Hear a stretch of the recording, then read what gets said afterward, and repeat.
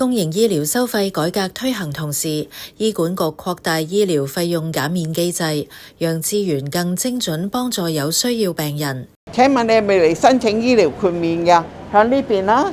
病人可以喺覆診期前預留1至2個月時間，開始辦理申請手續。有前線義工提醒病人留意覆診日期。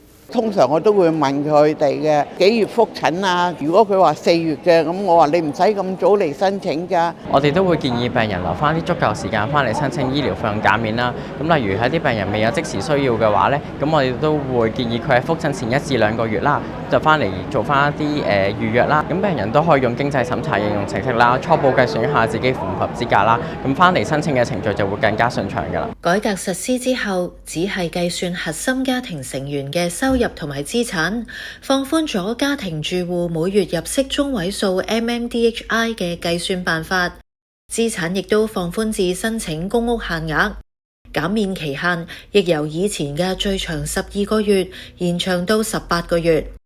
申請嘅病人除咗帶備資產同埋收入相關文件、住址證明等，喺申請入面一同計算在內嘅家庭成員，亦需要喺申請書上簽名。只要資料齊備，審批過程迅速，病人無需過分心急申請。